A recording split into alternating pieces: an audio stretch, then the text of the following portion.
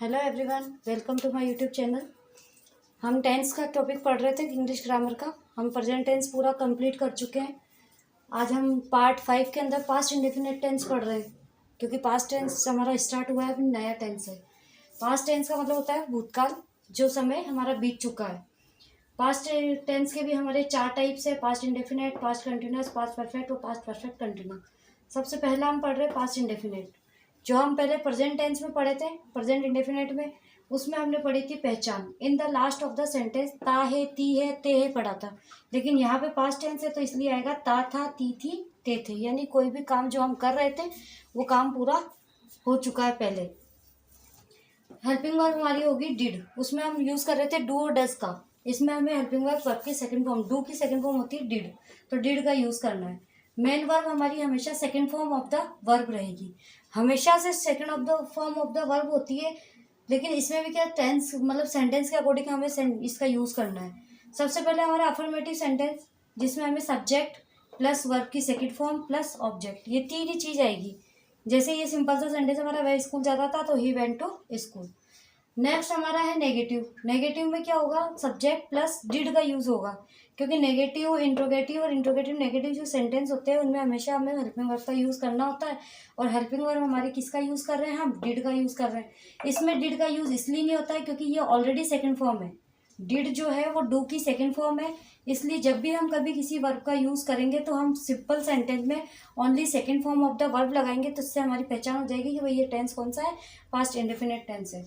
और जहाँ कहीं भी हमें नेगेटिव का यूज करना है तो नेगेटिव में डिड प्लस नॉट लगेगा, और जहाँ डिड लग जाएगा वहाँ पे वर्ब की फर्स्ट फॉर्म हो जाएगी। यानी जैसे subject plus did not plus first form of the verb plus object. अब यहाँ पे आपको बस इतना ध्यान रखना है कि वाक्य कैसा है, हमारा सेंटेंस जो है वो कैसा है, अफर्मेटिव है तो आपको second form of the verb लगानी है। अगर आपका सेंटेंस नेगेटिव है तो आपको डिड का यूज करना है, तो वर्ब की फर्स्ट फॉर्म लगानी है, क्योंकि did already he second form है, इसलिए सेकंड फॉर्म के साथ सेकंड फॉर्म का यूज नहीं होता है। फिर हमारा इंट्रोगेटिव सेंटेंस यानी क्वेश्चन मार्क वाला सेंटेंस, जिसमें डिड सबसे पहले आएगा, did plus subject plus first form of the verb plus object, और उसके बाद हमें यूज करना है क्वेश्चन मार्क का। क्वेश्चन मार्क हमेशा याद रखना है कि इनके पीछे क्वेश्चन मार्क जरूर लगाएंगे। फिर हमारा इंट्रोगेटिव नेगेटिव, जिसमें हमारे सबसे पहले आएगा डिड, फिर उसके बाद सब्जेक्ट, फिर नॉट, फिर वर्ब की फर्स्ट फॉर्म प्लस ऑब्जेक्ट और फिर क्वेश्चन मार्क। अब क्वेश्चन जो हमारा एग्जाम्पल है, वह सिंपल सा सेंटेंस है, वह स्कूल जाता था, तो वह कौन है, लड़का है, इसलिए ही का यूज हो रहा है। स्कूल हमारा ऑब्जेक्ट है तो ऑब्जेक्ट की जगह आ गया जाता, जाना मतलब गो, और गो की सेकंड फॉर्म होती है वेंट, यानी ही वेंट टू स्कूल। सिंपल सा सेंटेंस है, आपको वर्ब का सेकंड फॉर्म का यूज करना है। सब्जेक्ट ऑब्जेक्ट आपको दिया हुआ है, वर्ब आपको दी हुई तो वर्ब की सेकंड फॉर्म आ जाएगी। शेर जंगल में रहता था, शेर यानी द लॉयन, रहता था, रहने को हम बोलते हैं लिव, और लिव की सेकंड फॉर्म क्या होगी, lived. The lion lived in the forest. वह खाना नहीं पकाती थी, तो वह कौन है, लेडीज है, यानी she did not cook food. अब यहाँ पे डिड का यूज करा इसलिए कुक हो गया। अगर डिड का यूज नहीं होता तो क्या होता, कुकड, सेकंड फॉर्म होती। तो यहाँ पे क्या है, नेगेटिव सेंटेंस है, इसलिए she did not cook food.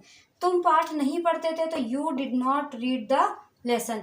यहाँ पे भी देखो डिड का यूज हो रहा है, इसलिए रीड। अब रीड जो शब्द है, जो हमारा वर्ब है, वो फर्स्ट फॉर्म, सेकंड फॉर्म और थर्ड फॉर्म तीनों में एक जैसा रहता है। कुछ ऐसी वर्ब होती है जिनकी कोई भी मतलब जो फॉर्म होती है वो चेंज नहीं होती है, वो एक जैसा ही रहता है। तो जैसे रीड है, रीड तीनों ही फॉर्म में एक जैसा रहेगा, फर्स्ट फॉर्म में भी यही, सेकंड में भी यही और थर्ड में भी यही। बट हमें तो ये डिड का यूज तो करना ही है।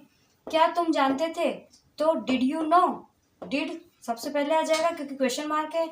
तुम यानी यू, और जानने को बोलते हैं नो। अब यहाँ पे अगर डिड का यूज नहीं होता तो हम नो की सेकंड फॉर्म क्या यूज करते हैं, न्यू, KNEW। अब यहाँ पे क्या, हम टीवी नहीं देखते थे, तो did we not watch the TV. यहाँ पे भी अगर क्वेश्चन मार्क सेंटेंस नहीं होता तो वॉच की जगह क्या आता, वॉच्ड आता। यानी जहाँ कहीं पे भी हमें डिड का यूज करना है वहाँ पे हमें वर्ब की फर्स्ट फॉर्म लगानी है, और जहाँ हमारा डिड का यूज नहीं हो रहा है और टेंस कौन सा है, ता था, ती थी, ते थे वाला है, तो हमें वर्ब की सेकंड फॉर्म का यूज करना है। अब आपको ये अच्छे से क्लियर हो गया। टेंस हमारा पास्ट इंडेफिनेट जो है वो हमारा प्रेजेंट टेंस के जैसा ही है, बस केवल चेंज क्या है, क्योंकि यहाँ पे समय क्या आ रहा है, बीता हुआ समय आ रहा है। यहाँ पे डू डस था जिसकी जगह हमारा डिड आ रहा है, यहाँ फर्स्ट फॉर्म थी जिसकी जगह सेकंड फॉर्म आ रही है। सिंपल सेंटेंस में सेकंड फॉर्म का यूज होगा, और जो हमारे नेगेटिव, इंट्रोगेटिव नेगेटिव है उसमें डिड का यूज होगा, और डिड के साथ हमेशा वर्ब की फर्स्ट फॉर्म लगेगी। अगर आपको ये वीडियो अच्छा लगा हो तो लाइक कमेंट शेयर ज़रूर करें और चैनल को सब्सक्राइब करना नहीं भूलें। Thanks for watching.